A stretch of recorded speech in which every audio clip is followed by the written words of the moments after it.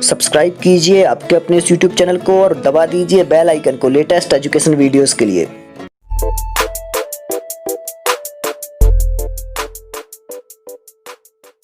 हाय, कैसे हैं आप लोग। स्वागत है आप सभी का आपके अपने इस चैनल सुविज्ञा में। आशा करता हूं आप लोगों की तैयारी बहुत अच्छी चल रही होगी और तैयारी करनी भी चाहिए अभी तो आपको, क्योंकि परीक्षा लगभग होने ही वाली है और अभी जो डेट्स आई हैं अलग अलग परीक्षाओं की, एडमिट कार्ड डाउनलोड होने लगे हैं, तो आप लोगों के परीक्षा के भी चांस बहुत ज़्यादा हैं। तो आप लोग तैयारी ध्यान से करें।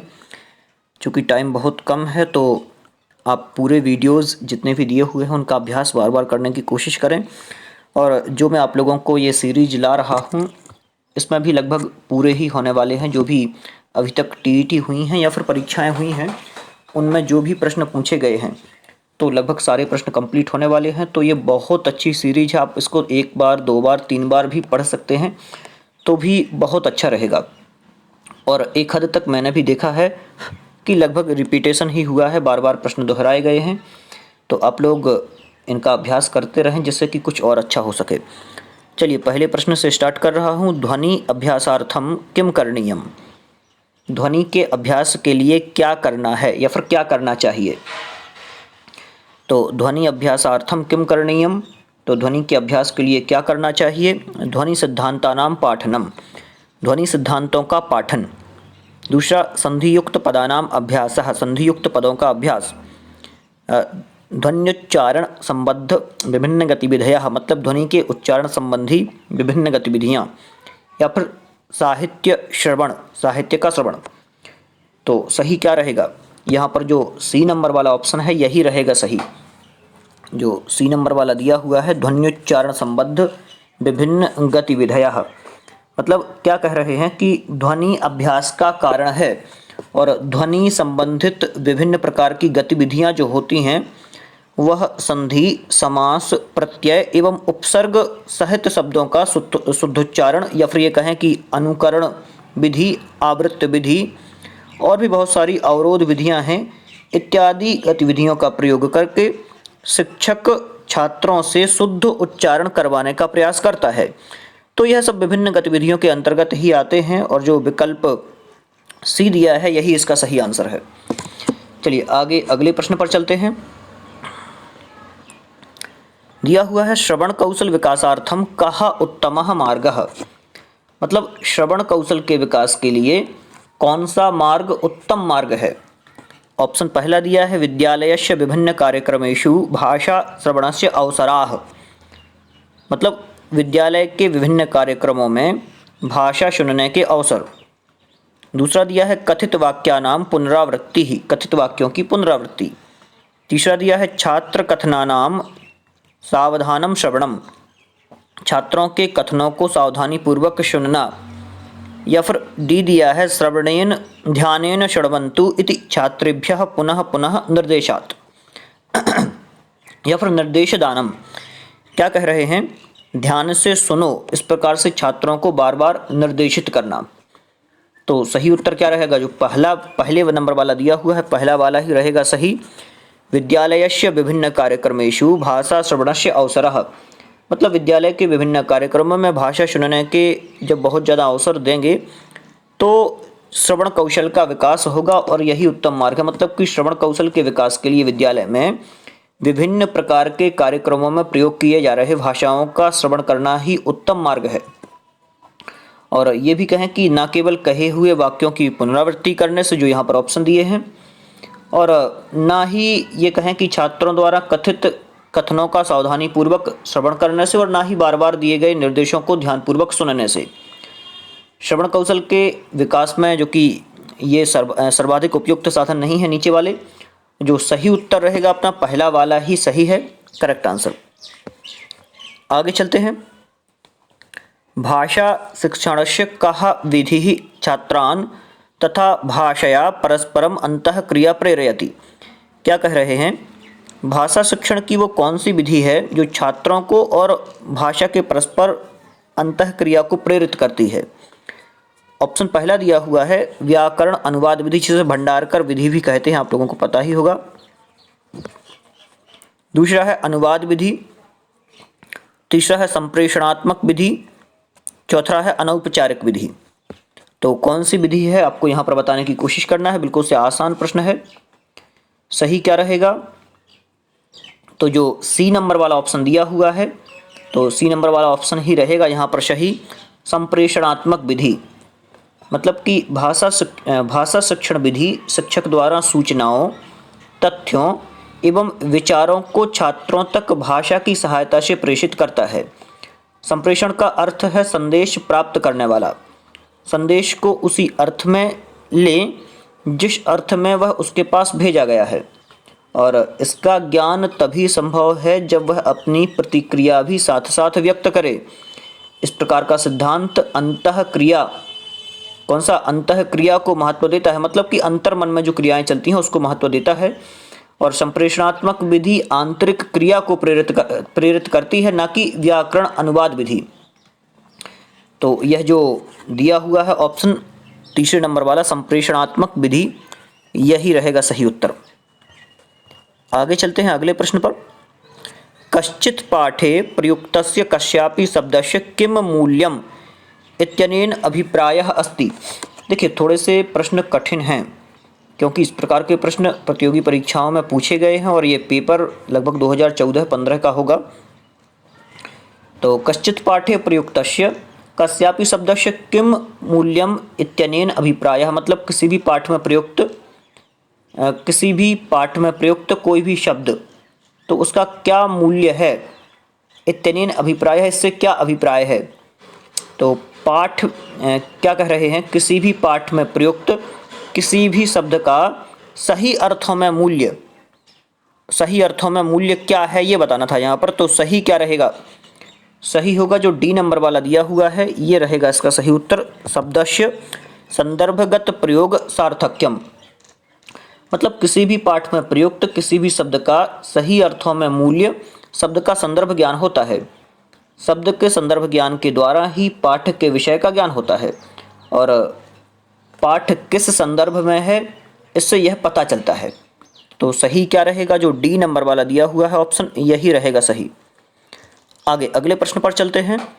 श्रवण कौशल संबद्ध गतिविधि मूल्यांकनार्थम किम आवश्यकम। क्या कह रहे हैं? श्रवण कौशल संबद्ध गतिविधियों के मूल्यांकन के लिए क्या आवश्यक है, ये आपको यहाँ पर बताना था। श्रवण कौशल संबद्ध गतिविधियों के मूल्यांकन के लिए क्या आवश्यक है, ये बताना है। ऑप्शन पहला दिया है लिखित कार्यस्य अधिकाधिकः अभ्यासः, लिखित कार्य का अधिकाधिक अभ्यास। दूसरा दिया है श्रुत सामग्रीम अधिकृत्य विविध प्रकारकाः प्रश्नाः, श्रुत सामग्री को लेकर के विविध प्रकार के प्रश्न। तीसरा दिया है वर्ण विन्यासः अभ्यासः, वर्ण विन्यास और अभ्यास। चौथा दिया है स्तरीया वाचन सामग्री, स्तरानुकूल वाचन सामग्री। सही क्या रहेगा? तो बी नंबर वाला जो ऑप्शन है ये रहेगा सही। श्रुत सामग्रीम अधिकृत्य विभिन्न प्रकारकाः प्रश्नाः, मतलब श्रवण संबंधी गतिविधि जो है, श्रवण संबंधी गतिविधियाँ कौन कौन सी हैं? श्रुत लेख हुआ, शुद्ध लेख हुआ, तो इनका अर्थ आवश्यक है यहाँ पर ये कह रहे हैं। मतलब श्रुत सामग्रीम अधिकृत्य विविध प्रकार के प्रश्नाः, तो श्रुत सामग्री को लेकर के विभिन्न प्रकार के प्रश्न जो हैं वो श्रवण कौशल के मूल्यांकन कर सकते हैं, और यही एक जो गतिविधि है जो श्रवण कौशल के मूल्यांकन में सहायक होगी। तो यही रहेगा सही उत्तर। और इस विधि से शिक्षक छात्रों के समक्ष शब्द, वाक्य आदि का शुद्ध उच्चारण करता है तथा उस उच्चारण को ध्यानपूर्वक सुन करके छात्र उसे लिखित रूप प्रदान करते हैं, और इस क्रिया में छात्रों में एकाग्रचित्तता का विकास भी होता है और त्वरित अवशोषण क्षमता जो होती है उसका भी विकास होता है। तो बी ऑप्शन रहेगा इसका सही उत्तर।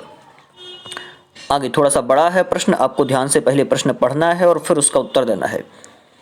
कोपि अध्यापकः कक्षायां प्रायः तेषां लेखानां समाचार विज्ञापनानां व उपयोगं करोति, येषु अंतर्राष्ट्रीय स्तरे भावी जीवन संवर्धनार्थं बहुविध भाषा ज्ञानस्य महत्वं प्रतिपादितम्। एतादृशी सामग्री छात्राणां केन रूपेण सहायं करोति। क्या कह रहे हैं, बिल्कुल से आसान है। प्रश्न आपको समझ में आ गया तो सारा का सारा जो कि आंसर है वो बिल्कुल सामान्य रूप से ही है। क्या कह रहे हैं, कोई अध्यापक है वो कक्षा में प्रायः उस प्रकार के लेख और समाचार, ये कहें समाचार या फिर विज्ञापन हैं, इनका उपयोग करता है जो अंतर्राष्ट्रीय स्तर पर भावी जीवन को संवर्धन करने के लिए और अनेक प्रकार के भाषा ज्ञान को महत्व देते हैं। तो इस प्रकार की सामग्री छात्रों को जो दे रहा है, तो शिक्षक दे रहा है, तो क्या सहायता करेगी, ये छात्रों की किस प्रकार से सहायता करेगी। ऑप्शन पहला है, अनेन छात्राः द्विभाषी समुदायान लक्षणानि अवगन्तुं समर्थाः भवन्ति। मतलब इसके द्वारा छात्र द्विभाषी जो समुदाय हैं उनके लक्षणों को जानेगा। दूसरा दिया है, छात्राः जनानां स्थानांतरणस्य कारणानि बोद्धुं समर्थाः भवन्ति। मतलब छात्र लोगों के स्थानांतरण के कारण को जानेगा। तीसरा दिया है, छात्रः विश्व समुदाये द्विभाषिकतायाः किं महत्त्वम् इति अवगच्छन्ति। जो छात्र है वो विश्व समुदाय में द्विभाषिकता का क्या महत्व है इसको जानेगा। या फिर ते कुत्र उषित्वा कार्यं करिष्यन्ति इति अवगच्छन्ति, तो उसे कहाँ से कार्य को शुरू करना चाहिए वो जानेगा। क्या रहेगा सही उत्तर, तो जो सी नंबर वाला दिया हुआ है। थोड़ा सा प्रश्न बड़ा था तो आप लोग अच्छे से पहले इसको समझ लें और फिर प्रश्न का उत्तर देने की कोशिश करें। बिल्कुल से आसान है प्रश्न। जब अध्यापक कक्षा में किसी भी लेख, समाचार, विज्ञापन का उपयोग करता है और वह लेख अंतर्राष्ट्रीय स्तर पर भावी जीवन में विभिन्न भाषाओं के ज्ञान का महत्व तथा विश्व समुदाय पर आधारित द्विभाषिक महत्व को प्रतिपादित करने में सहायक होता है, तो इस प्रकार की क्रिया करने से छात्रों में वसुधैव कुटुंबकम और ये कहें कि विश्व सद्भावना की भी जागृति होती है। तो इस कारण से भी जो ये सी नंबर दिया हुआ है ये रहेगा इसका सही उत्तर। आगे चलते हैं अगले प्रश्न पर। प्रतिभा लक्षणानि मुख्यतया सम्यक रूपेण प्रकटीक्रियन्ते। मतलब प्रतिभा लक्षण की बच्चा प्रतिभाशाली है कि नहीं है, तो अच्छी तरह से इस चीज को कहाँ से बताया जा सकता है ये आपको यहाँ पर बताना है। तो सही क्या रहेगा, किस प्रकार से बताया जा सकता है, तो बुद्धि परीक्षणम, IQ टेस्ट जो है इसके द्वारा। मतलब प्रतिभा लक्षण के धनी छात्रों का समान रूप से इन छात्रों को ज्ञात किया जा सकता है केवल बुद्धि परीक्षण के माध्यम से। कौन छात्र कितना प्रतिभाशाली है, धनात्मक एवं ऋणात्मक प्रतिभा को भी पता लगाया जा सकता है अलग अलग प्रकार से। तो ये सब बुद्धि परीक्षा के द्वारा ही होता है, बुद्धि परीक्षण द्वारा, यही रहेगा सही। आगे चलते हैं। विषय केंद्रित उपागमे अधिगमानुभवाः संबद्धाः भवन्ति। लर्निंग एक्सपीरियंस जिसे अपन कहें, अधिगम मतलब सीखना होता है।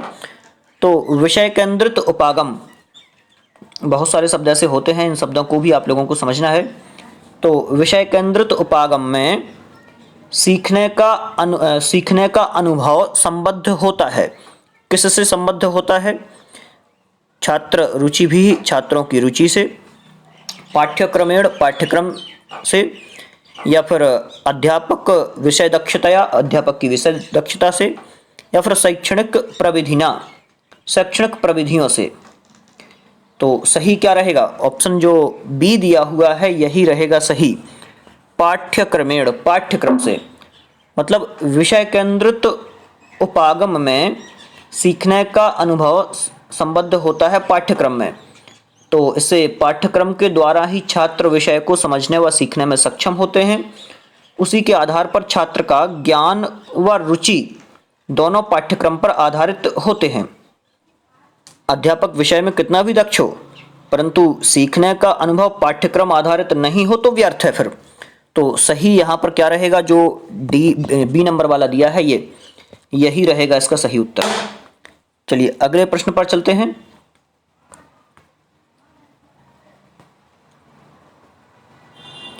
सूचना संबद्ध विभिन्न पक्षेषु श्रुत ध्वनि पक्ष पद दृष्टया परस्परम विभेदीकरणस्य गतिविधि केन कौशलेन संबद्धः।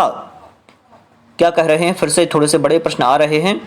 सूचना संबंधी विभिन्न प्रकार के पक्ष जैसे कि श्रुत ध्वनि, शब्द, पद की दृष्टि से परस्पर एक दूसरे में विभेद के कारण, विभेद पढ़ें इसको, विभेद के कारण केन कौशल संबद्ध है, किस कौशल से संबद्ध है। तो ये श्रवण कौशल जो होता है, श्रवणेन, जो तीसरे नंबर का दिया हुआ है, ये रहेगा सही उत्तर। श्रवण कौशल की जो गतिविधियां हैं इसमें वो बहुत ज़्यादा उपयोगी हैं, जिससे छात्रों की मानसिक और बौद्धिक योग्यताओं, क्षमताओं का विकास होता है। तो यही रहेगा इसका सही उत्तर। चलते हैं अगले प्रश्न पर, जहाँ पर दिया हुआ है रचनावादः इत्यनेन अभिप्रायः अस्ति यत् छात्राः, मतलब रचनावाद से क्या तात्पर्य है, जिससे कि छात्र। तो सही क्या रहेगा, यहाँ पर बिना ऑप्शन पढ़े ही पहला वाला ही बिल्कुल अलग दिख रहा है, स्पष्ट यही रहेगा सही। मतलब क्या है कि रचनावाद जो है, एक तो रचना का निर्माण करना ही रचनावाद है। जब छात्र स्वयं के अनुभव द्वारा तत्वों के तथ्यों को समझने में सक्षम होते हैं तथा ज्ञान के निर्माण में संलग्न होते हैं, तब वे एक नई रचना का निर्माण करते हैं, जिसे रचनावाद के नाम से जाना जाता है। अगला प्रश्न दिया है आकलनस्य निकषः अस्ति, मतलब आकलन का क्राइटेरिया है, आकलन का क्राइटेरिया क्या है। तो ऑप्शन पहला दिया है मूल्यांकन संबद्ध निर्देशाः, मूल्यांकन संबद्ध निर्देश, प्रश्नानुगुणम अंक वितरणम, प्रश्नों के अनुसार अंक वितरण करना, छात्र दक्षता ज्ञानम, छात्रों की दक्षता का ज्ञान, या फिर मूल्यांकन उपकरणानि, मूल्यांकन उपकरण। तो सही क्या रहेगा, जो पहला वाला दिया है यही होगा इसका सही उत्तर। मतलब कि मूल्यांकन संबद्ध निर्देश, जब किसी, ये कहें कि जब कभी छात्र किसी विद्यार्थी का आकलन करता है तो उसके पहले उसे मूल्यांकन करना पड़ता है। अतः शिक्षार्थी का आकलन करने के लिए मूल्यांकन संबद्ध निर्देश देने पड़ते हैं। अर्थात आकलन के लिए मूल्यांकित निर्देश देने होते हैं, न कि प्रश्नों के गुणों के अनुसार अंक का वितरण करने में आकलन नहीं किया जा सकता। छात्र दक्षता ज्ञान से भी आकलन नहीं किया जा सकता और ना ही मूल्यांकन के उपकरणों से। तो जो सर्वोत्तम विकल्प होगा वो पहला वाला ही रहेगा, मूल्यांकन संबद्ध निर्देशाः, निर्देश, मूल्यांकन संबद्ध निर्देश। यहाँ पर एक प्रश्न छूटा है शायद ये वाला, समानार्थकम शब्द युग्मम अस्ति, समानार्थक युग्म आपको यहाँ पर एक बताना है, प्रश्न बीच के बीच आया है, कोई दिक्कत नहीं, इसको अपन हल कर लेते हैं। देखिए कौन से शब्द समानार्थक हैं, यहाँ पर अलग अलग दिए हुए हैं, तो देख लेते हैं अपन। जो सही उत्तर है वही देख लेते हैं, जो बी दिया है यही होगा सही, वसुधा और वसुंधरा, पृथ्वी जिनका अर्थ होता है, मतलब वसुधा का अर्थ पृथ्वी और वसुंधरा का अर्थ भी पृथ्वी या फिर धरा, और भार को धारण करने वाली वसुंधरा, और कुल का अर्थ जो, मतलब कुल जो है, कुल का अर्थ यहाँ पर होता है संपूर्ण, कुल का अर्थ संपूर्ण होता है। और कुल एक प्रकार का एक शब्द है।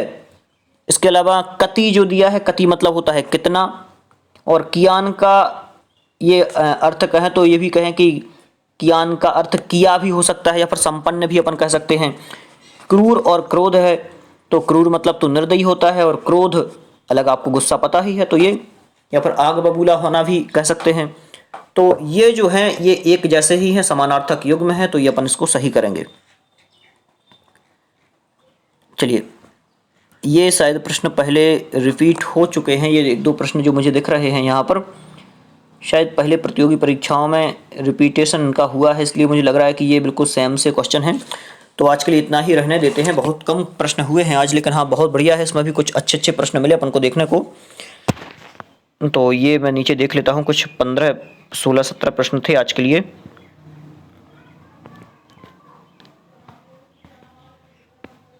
हाँ ये भी हो गया था, अंतर्वैयक्तिक प्रज्ञा विकासार्थम, ये वाला भी आप लोगों ने पढ़ा होगा।